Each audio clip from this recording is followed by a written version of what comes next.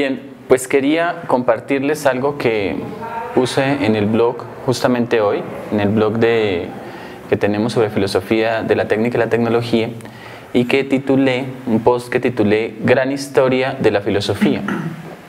Voy a leer el contenido del post y después entonces pasaré a hacer unos breves comentarios en torno a ese tema.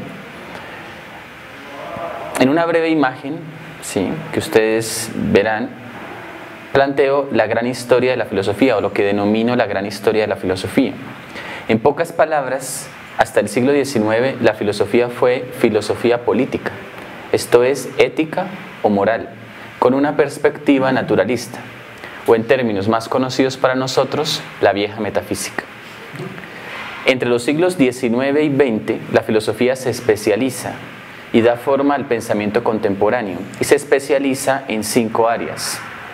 Trata el agrado, no solo lo bello, sino además el agrado frente a la vida, ¿sí? El agrado en la percepción del color, de las formas, y en ese sentido nace la estética.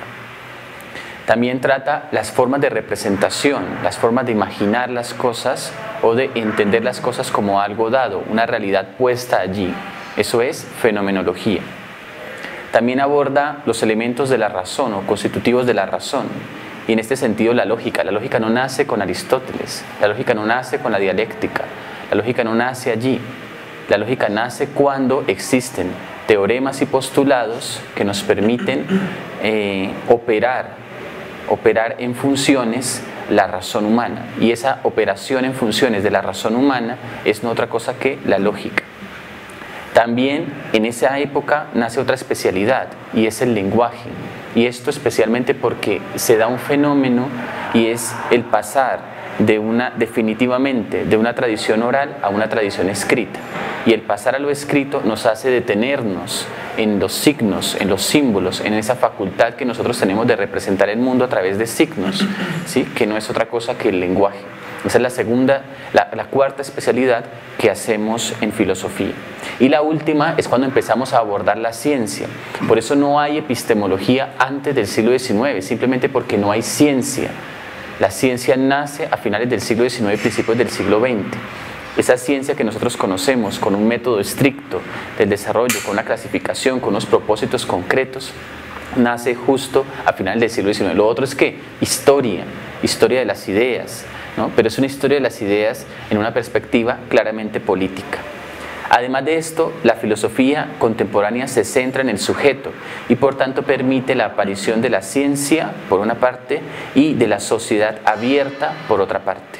Es decir, de una sociedad en la que el sujeto se implica en el desarrollo mismo, y no una sociedad en la que el sujeto simplemente es un elemento que responde a la estructura social, ¿no? A las leyes o a la tradición.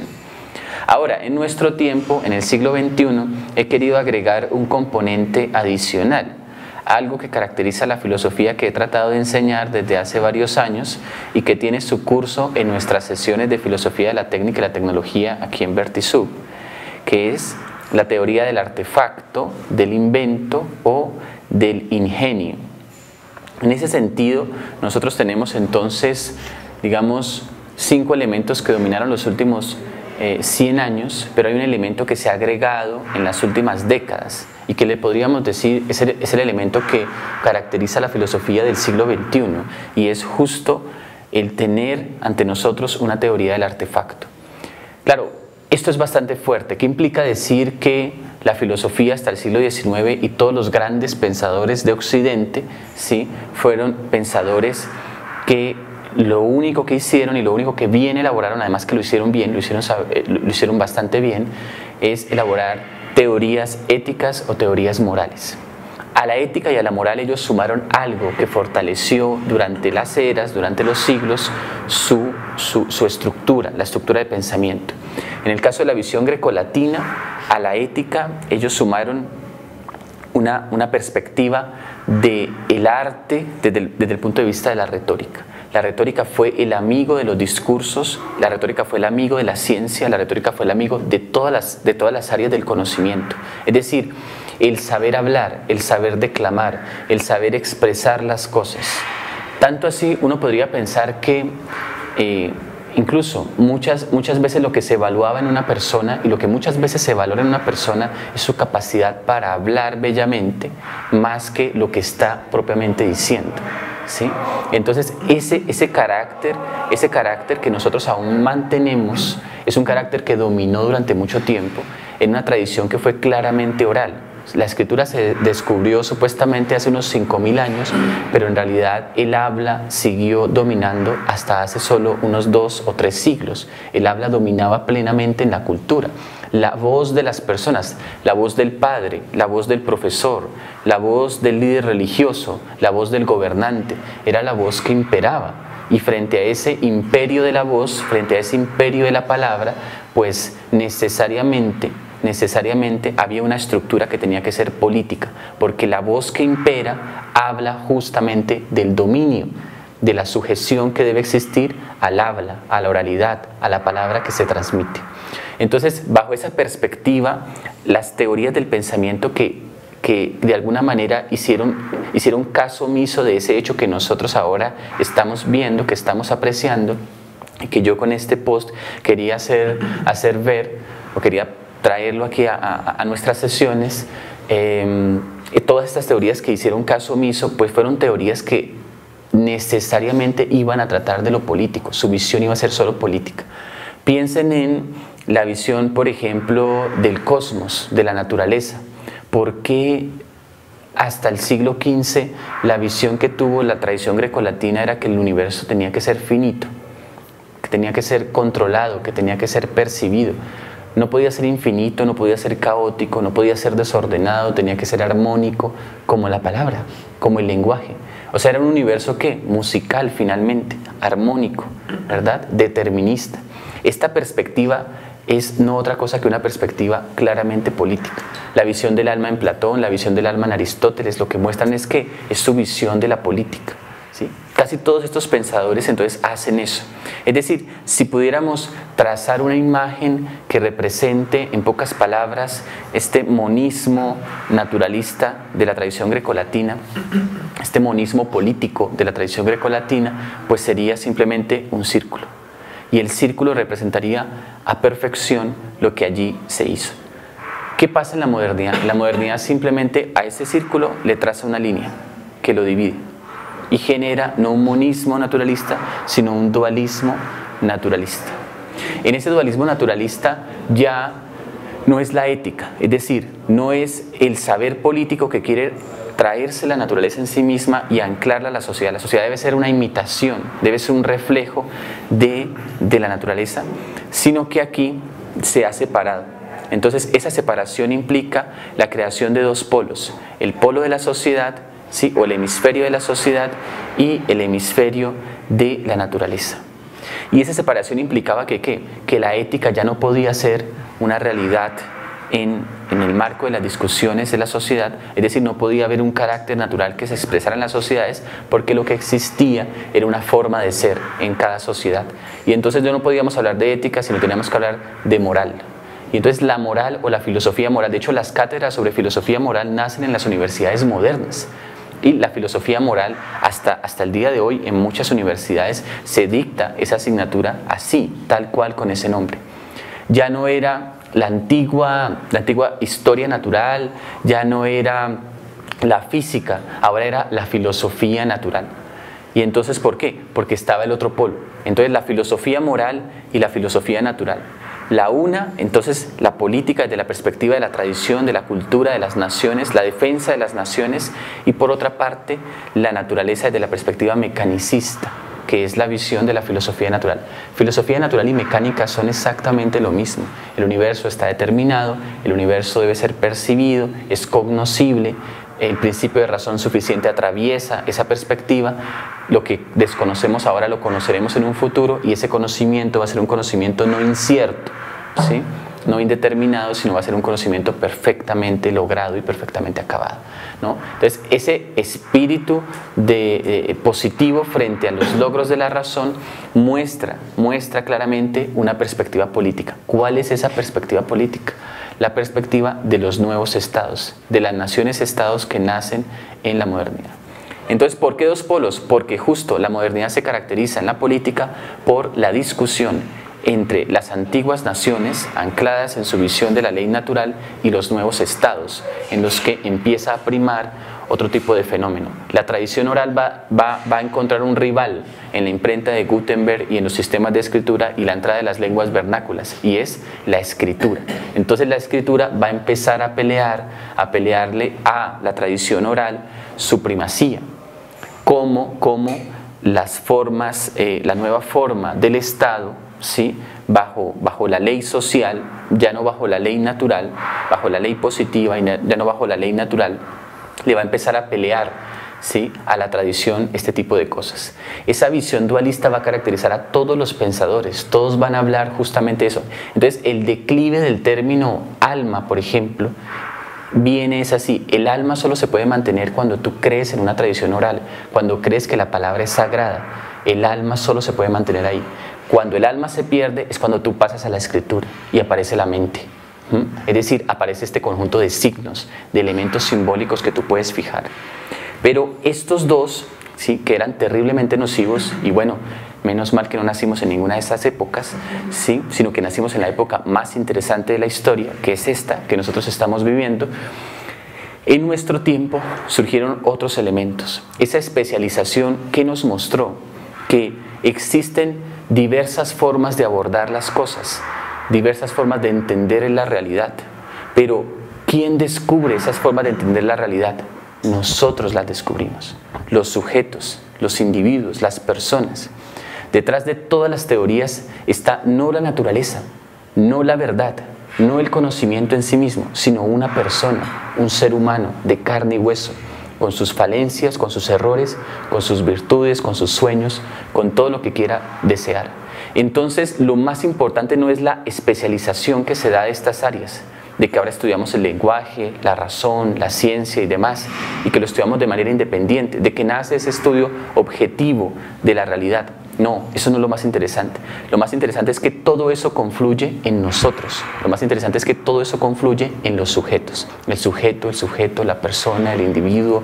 ¿Qué pasó con esto? ¿Qué pasó con las personas? ¿Cómo sufren? ¿Cómo viven? Nace la historia y entonces empieza a contar una historia de los acontecimientos humanos, y la información de los acontecimientos humanos empieza a ser cada vez mayor, ¿sí?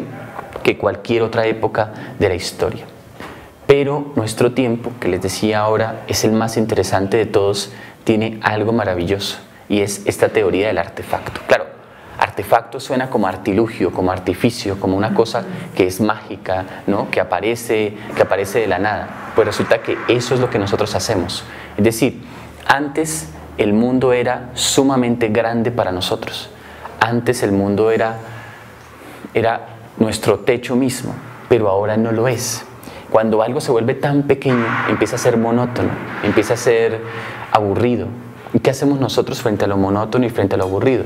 Pues en la teoría del artefacto, ¿qué es lo que realizamos? Entonces empezamos a hacerlo entretenido y empezamos a ampliar los límites del mundo. Empezamos a hacer que este mundo sea más grande, más allá de sus fronteras físicas. Por eso les decía, estuvo la vieja metafísica, pero nuestro tiempo ha creado una nueva metafísica. Una metafísica por arriba y por abajo, de alguna manera. Por arriba, en tanto que le hemos dado una libertad a las creencias de las personas, a la espiritualidad y todas estas cosas, y que ha habido una especie de ¿cómo se llama eso?, de ampliación, de crecimiento de las doctrinas espirituales monistas, particularmente. Pero por abajo, es decir, en la tierra, ¿sí? Aquí donde estamos nosotros, también ha habido un crecimiento, y es en esto. Vean ustedes la cantidad de objetos que existen en esta mesa, la cantidad de cosas que tenemos en esta mesa, ¿sí? En otro tiempo eso significaba que nosotros estábamos, no sé, en un castillo, ¿sí? Tal vez éramos las personas más acaudaladas de todo el reino, y por eso podíamos tener una mesa como esta. Y aún así no había ¿Sí? gafas. Y aún así, no había gafas, no había celulares. Si pasaba frío el esclavo también, el señor, porque todos pasaban frío. Exacto, sí. Entonces, claro, esa perspectiva de la teoría del objeto, de la teoría del artefacto, la teoría de las cosas, es decir, el teorizar sobre las cosas o el teorizar sobre los objetos, se rompe ese polo, se quita, porque la esfera o el círculo, que en principio se había solo dividido en dos polos, finalmente lo que hace es que se disocia. Y se disocia en tantas cosas, ¿sí? Como cosas existan o como cosas haya importantes para nosotros como sujetos o importantes para nuestra vida, ¿no? Por eso en la gráfica que ustedes verán aparece una persona, aparece un rostro y en torno a ese rostro, en torno a esta cara feliz, ¿cierto? Aparecen estas 5 o 6 especialidades de la filosofía en nuestro tiempo, ¿no? Eso. ¿Y la empresa? Bueno, justamente ahí en el post te contestaba algo al respecto. Cuando pensamos en el objeto, podríamos imaginar qué significa ahora el objeto para nosotros. Porque es que las otras especialidades eran especialidades que además tenían la particularidad de estar tan enfrascadas en su discurso que no podían relacionarnos con todas las otras cosas. La epistemología en lo suyo, la lógica en lo suyo, la estética en lo suyo, bueno y demás. Pero la teoría del objeto implica justamente un pensar sobre si este objeto está aquí, ¿de dónde viene? ¿Sí? ¿Cómo se ha producido? Entonces implica pensar en el ingenio que llevó al objeto, implica pensar en el intercambio económico, implica pensar en la empresa, por supuesto, implica pensar en los materiales, en la forma, y con ello se trae las demás cosas. ¿Qué cuestiones en ciencia intervienen para la fabricación de un objeto? ¿Sí? ¿Qué cuestiones estéticas? ¿Por qué ahora nos gustan más estas latas que las que en principio salieron? ¿Sí? ¿Por qué ahora nos gustan más ciertas cosas que antes? ¿Por qué un celular de estos es más agradable para nosotros que los que existieron antes? ¿Sí? Digamos, la estética de alguna manera se enriquece, la epistemología se enriquece con la teoría del objeto. Entonces lo que creo es que la teoría del objeto recoge muchas de las otras áreas de la filosofía. No sé si lo que vaya a suceder después, y en eso hasta nos podríamos animar a hacerlo, si lo que vaya a suceder después es que nosotros transformemos radicalmente esa visión, ¿no? Y transformemos radicalmente la perspectiva que la filosofía ha asumido hasta ahora. Es decir, nosotros podríamos decir que el 20 de marzo, cuando empezamos las sesiones en Vertisub, si queremos, si lo hacemos y si nos proponemos hacer esto, podríamos decir que empieza un nuevo modo de entender la filosofía, de entender el pensar humano. Y que ese nuevo modo de entender el pensar humano, ¿sí?, que es propio del siglo XXI, está relacionado con los objetos, los artefactos, las invenciones. Que en otro tiempo no hubo un valor para las cosas, ni hubo un valor para lo que la inteligencia humana podía crear.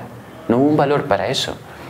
Da Vinci y muchos de los grandes pintores tuvieron una vida bastante miserable para el valor de sus obras, pero eso lo hacemos nosotros ahora, ¿sí? Hay obras que valen 60 millones, 70 millones de dólares, hay obras que valen cualquier cantidad de dinero, y a unas personas les puede parecer eso escandaloso, pero no es escandaloso. Lo que sucede en nuestro tiempo es que en nuestro tiempo valora mucho más eso. Antes el trabajo físico era el que más valía, ¿sí?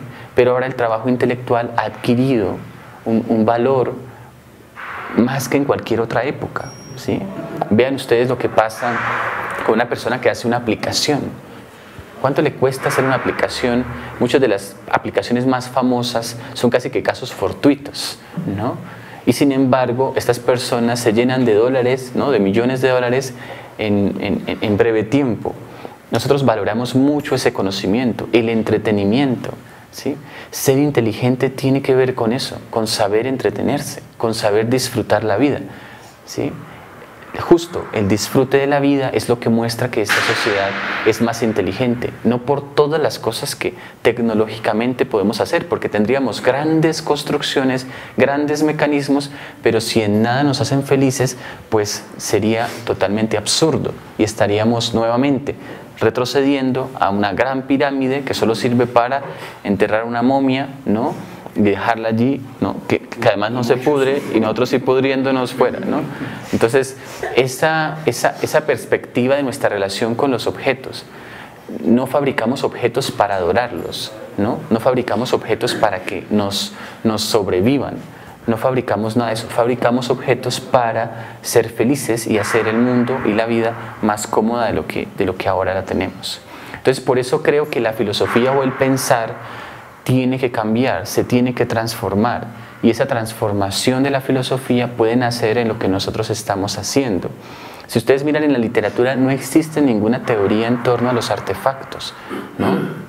La mayoría de los que tratan los artefactos los tratan desde una perspectiva más bien pesimista, ¿no?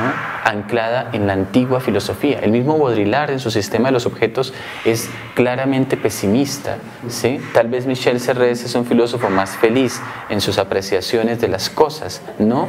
Richard Sennett, bueno, otros pensadores, pero esa pretensión del consumismo, como dicen. Claro, pero es una perspectiva moral de las cosas, ética de las cosas, política. Y entonces cuando eso emerge, se pierde de alguna manera el encanto del pensar. Entonces, pensar para vivir melancólicamente, ¿no? Como lo que decían los antiguos pensadores. Berkeley mismo, ¿no? Decía, a la gente ruda, decía Berkeley, ¿no? En sus términos bastante pedantes, como sabía hablar, a la gente ruda le parece que los intelectuales vivimos más felices, pero no es cierto, porque el intelectual, al conocer más cosas, ¿sí? Se termina quedándose sin hablar con ninguna persona, termina quedándose aislado, entonces uno dice, bueno, pero eso es un intelectual. No, o sea, eso es lo que es una persona medio neurótica, que tiene una cantidad de problemas y su inteligencia pues no le sirve ni siquiera para solucionar su propia vida. Entonces, si el pensar no nos sirve para eso, ¿sí? Pues hay que cuestionar a ese intelectual, ¿no? Se está yendo muy allá y entonces no está comprendiendo lo más fácil, lo más inmediato, lo que es más sencillo. Resuelve entonces primero, ¿no?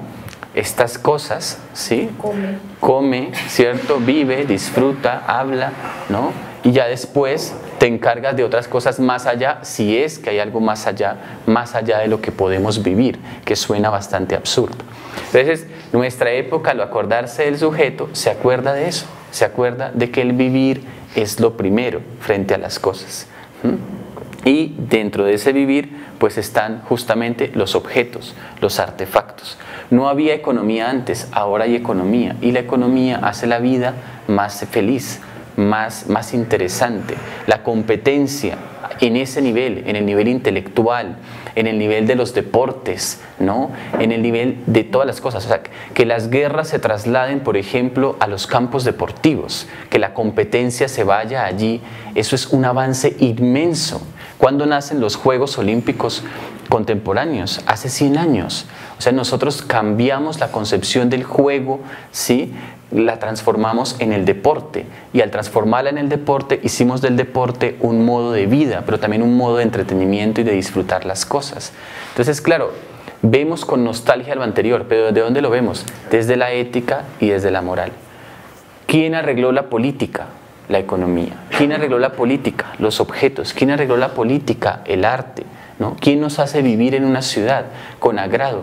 No el que haya políticos, no el que haya leyes. ¿Sí? Lo discutía con un arquitecto, estaba con eso que tú dices de los objetos, y hablábamos era del diseño, entendido en sentido global. Hoy todo es diseño.